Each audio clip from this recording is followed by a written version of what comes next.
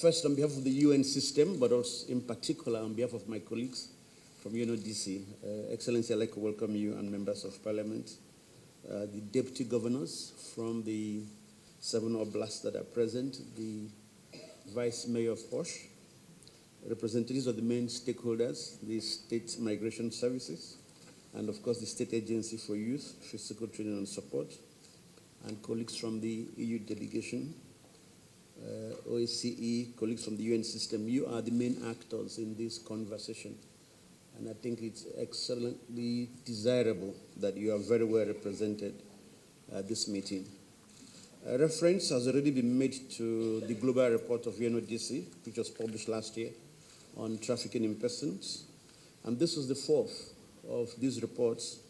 And since 2010, the UN General Assembly has mandated Unodc to produce this report, particularly around the global plan of action to combat trafficking in persons.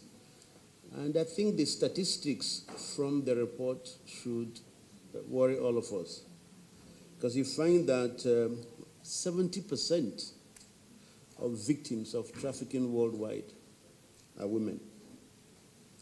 Half of that 70% are female adults, and then 1/5 are girls. And what is also worrying from the report is that the number of trafficked victims is increasing. The purposes of the trafficking include sexual exploitation. About 59% are sexually trafficked. Forced labor, about 34% as the second major issue. And then a slight differentiation in the patterns when it comes to children, because most of those trafficked among children are boys who also traffic for forced labor, and that accounts for about 50% of the boys.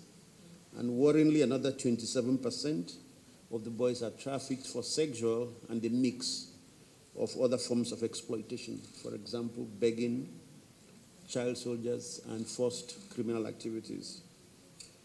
So we find that among the girls, 72% of them were also trafficked for sexual exploitation and 21% for forced labor.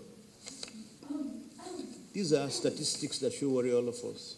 And so while we pat ourselves on the back for the excellent work we've done, and while we celebrate the 100 days of activism against trafficking in persons, there is a lot more that we need to continue doing together.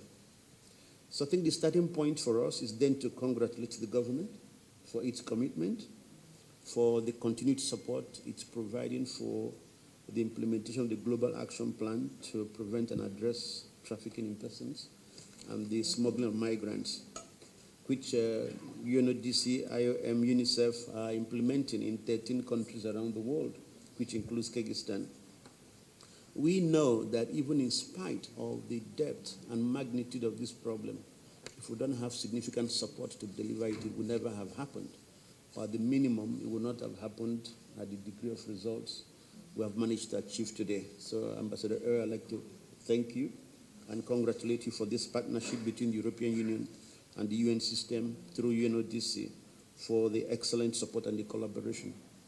And I think that your presence here this afternoon, it's eloquent indication of why this is important to the European Union and gives me assurance in terms of the continued joint efforts to address this problem, because it's not going to go away anytime soon.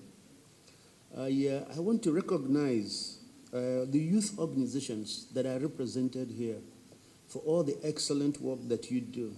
Governance is a partnership. It's a partnership between government and different stakeholders. Non-state actors, particularly youth organizations, are a crucial part of that partnership.